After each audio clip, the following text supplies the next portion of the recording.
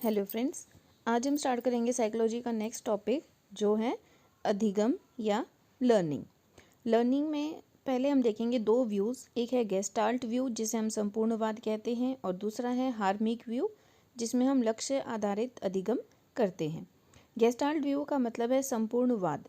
Gestalt word लिया गया है संपूर्ण शब्द से। संपूर्ण का मतलब जिसमें हम किसी एक पर्टिकुलर उद्देश्य को नहीं रखते, संपूर्ण चीज़ों को आधार मानकर फिर अधिगम किया जाता है। तो गेस्टाल्ट व्यू का अर्थ है सीखने का आधार संपूर्ण ढांचे का अवलोकन करके ज्ञान प्राप्त करना है। संपूर्ण स्थिति के प्रति क्रिया करना ही सीखना है और इसे हम लर्निंग बाय इनसाइट भी कहते हैं। यानी आपके सामने जो सिचुएशंस आती हैं उन्हें आप कंप्लीट तौर पर उनका अवलोकन करते हो और उस आधार पर आप ज्ञान लेते हो, तो वो कहलाता है संपूर्णवाद। दूसरा है हार्मिक व्यू जिसे हम लक्ष्य केंद्रित अधिगम कहते हैं। यह लक्ष्य केंद्रित स्वरूप पर जोर देता है, अर्थात सीखना लक्ष्य को सामने रखकर किया जाता है। हार्मिक व्यू का एक एग्जाम्पल हम ले सकते हैं कि जैसे मैं डॉक्टर बनना चाहती हूँ तो मेरी पढ़ाई उसी रिलेटेड होगी, तो वो एक हार्मिक व्यू है। गेस्टाल्ट व्यू है आपके सामने जो भी सिचुएशंस आती हैं आप उनको सीखते जाते हो और फिर उसको लाइफ में यूज़ करते हो। तो गेस्टाल्ट व्यू संपूर्णवाद है और हार्मिक व्यू लक्ष्य केंद्रित अधिगम है। ये अधिगम के दो स्वरूप दिए गए हैं। अगला पॉइंट है, कर्ट लेविन ने कहा है फील्ड व्यू ऑफ लर्निंग। तो कर्ट लेविन के द्वारा फील्ड व्यू ऑफ लर्निंग दिया गया है। ये क्वेश्चन बहुत बार एग्जाम्स में पूछा जाता है कि फील्ड व्यू ऑफ लर्निंग किसने दिया है या कर्ट लेविन ने कौन सा सिद्धांत दिया है। तो ये आप ध्यान रखिए, कर्ट लेविन का है field view of learning. Next है अधिगम के प्रकार। तो अधिगम बहुत प्रकार का हो सकता है, इसके लिए एक टेबल आपके सामने है, उस टेबल को आप ध्यान से देखिए। पहला अधिगम का प्रकार है सीखने वाले के आधार पर, यानी कौन सीख रहा है। तो जानवरों द्वारा अधिगम और मानव द्वारा अधिगम, ये अधिगम के दो प्रकार हैं। जब मानव सीखता है तो वो मानव द्वारा अधिगम है और जब जानवर सीखते हैं तो वो जानवरों द्वारा अधिगम है। दूसरा है शरीर के अंगों की संभागिता के अनुसार, यानी अधिगम करने के लिए, लर्निंग करने के लिए हम बॉडी पार्ट्स को कैसे यूज़ कर रहे हैं। तो बॉडी पार्ट्स के यूज़ के अकॉर्डिंगली इसके दो प्रकार हैं, गत्यात्मक और विचारात्मक। गत्यात्मक का मतलब है कि शरीर के अंगों में गति हो रही है, गति के आधार पर आप सीख रहे हैं। और विचारात्मक में मेंटल कॉन्सेप्ट्स ज़्यादा यूज़ हो रहे हैं। तो जैसे गत्यात्मक है तो ये दो पार्ट्स में डिवाइडेड है, सेंसरी मोटर और परसेप्चुअल मोटर। सेंसरी मोटर में है आपके जो सेंसेस से आप सीखते हो, किसी चीज़ को देखकर सीखते हो, चलकर फील करके सीखते हो, तो वो सेंसरी मोटर है। परसेप्चुअल मोटर है, जैसे आप डांस करते हो, स्विमिंग करते हो तो आप परसेप्शन करके सीख रहे हो, उसमें मोटर भी है।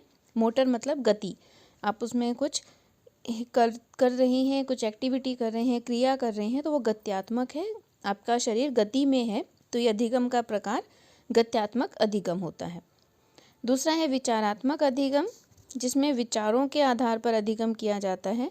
तो सबसे बेसिक लेवल इसमें है परसेप्चुअल, यानी आपके सामने जो भी चीज़ आपको दिख रही है, आप जो भी महसूस कर रहे हो उसके आधार पर सीख रहे हो, परसेप्शन के आधार पर सीख रहे हो, तो परसेप्चुअल है।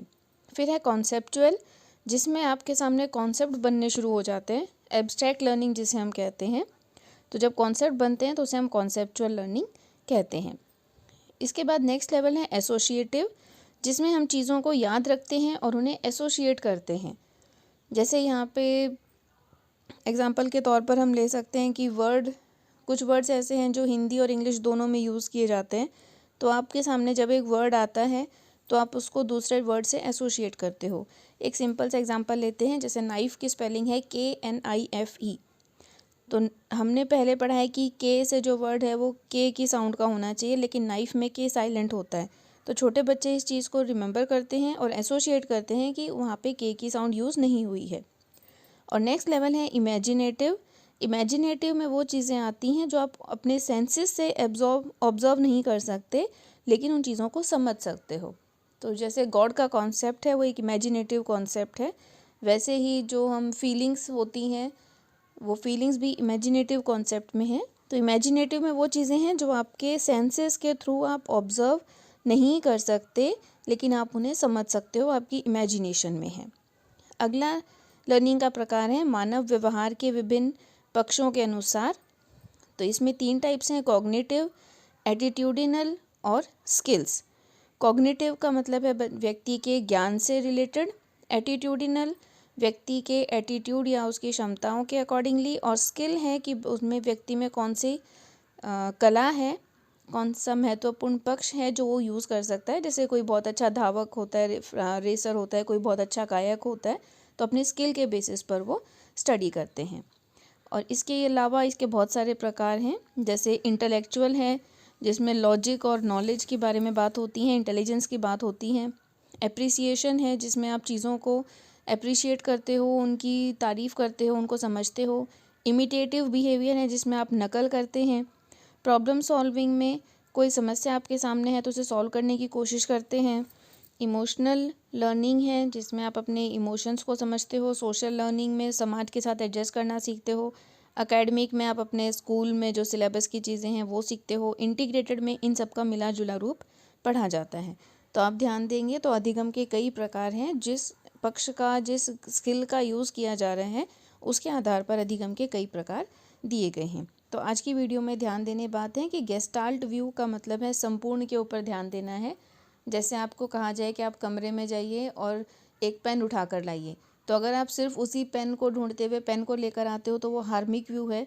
जबकि आप पेन लाते समय उसके आसपास की चीज़ों पर भी ध्यान देते हो कि पेन के पास क्या रखा है और कोई वहाँ काम की चीज़ है तो आप उसे ले लेते हो, तो ये गेस्टाल्ट व्यू है। गेस्टाल्ट में आप संपूर्ण चीज़ के ऊपर ध्यान दे रहे हैं, जबकि हार्मिक व्यू में सिर्फ अपने लक्ष्य पर केंद्रित होकर एजुकेशन या लर्निंग कर रहे हैं। दूसरा पॉइंट है कि कर्ट लेविन ने फील्ड व्यू ऑफ लर्निंग दिया था।